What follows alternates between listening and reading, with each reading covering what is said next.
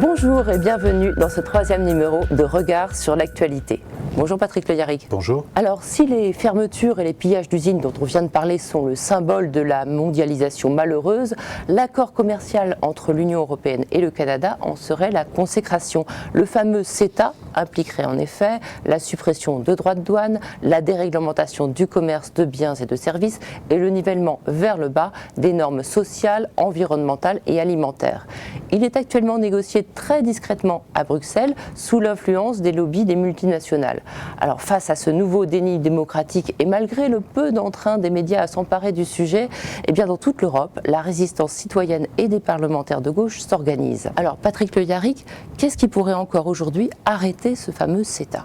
D'abord ce que vous avez dit, le mouvement citoyen qui est en cours ici dans l'Union européenne, mais aussi au Canada, avec les associations de consommateurs, les organisations syndicales, des forces politiques progressistes. D'autre part, il va y avoir un vote au Parlement européen dans quelques jours, le 15 février prochain. Et moi, quels que soient ces votes antérieurs, quelles que soient ces opinions, j'engage chacune et chacun à interpeller les députés européens pour leur demander de ne pas voter ce texte. Parce que ce texte, c'est un texte, comme vous l'avez dit, qui élimine les droits de douane, qui organise la dérégulation. Mais il va bien plus loin que cela. Parce qu'il faut savoir, par exemple, que dès lors qu'une assemblée locale ou notre assemblée nationale voudra voter un texte qui ne sera pas conforme au fond des orientations qu'il y a dans le traité avec le Canada, eh bien, il y a un organisme qui s'appelle un organisme de coopération réglementaire.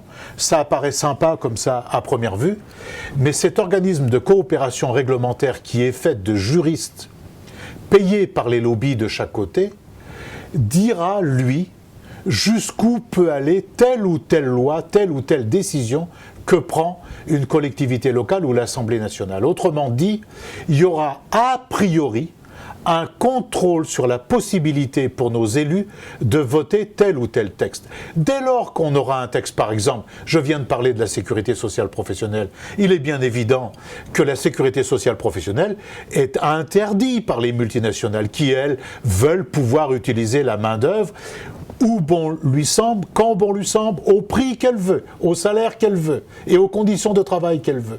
Et donc, eh bien, on sera embêté. Une entreprise qui importera du gaz de schiste ou qui voudra produire ici du gaz de schiste, si on s'y oppose, eh bien, évidemment, on nous dira a priori. Et comme ça ne suffit pas, ils ont inventé quelque chose d'incroyable. C'est un tribunal international privé.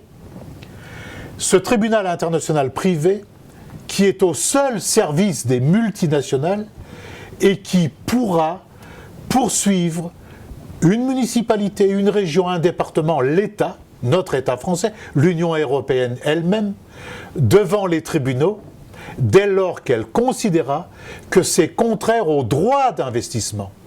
C'est-à-dire, on est en train d'inventer un droit nouveau qui n'est pas le droit humain, qui est le droit des affaires. Et donc, ceci est extrêmement grave. Et il y a un doute sur la compatibilité entre le droit que veut inventer cet accord de libre-échange avec le Canada et notre propre droit européen. Et c'est pour ça que nous avons demandé à plusieurs reprises que ce traité soit déféré, soit étudié par la Cour de justice européenne. Comme l'avait demandé d'ailleurs le président de la Wallonie, M. Magnette, quand il s'est battu il y a plusieurs semaines de cela. Et ceci nous est refusé, puisque nous nous sommes trouvés en minorité au Parlement européen là-dessus. Mais comment se fait-il que tel ou tel individu qui ne respecte pas le droit, lui, immédiatement, il est en comparution immédiate, mais là, on va permettre qu'un nouveau droit s'impose par-delà notre droit européen, et ceci sans discussion aucune. Donc il faut, par tous les moyens dont on dispose, faire échouer cela.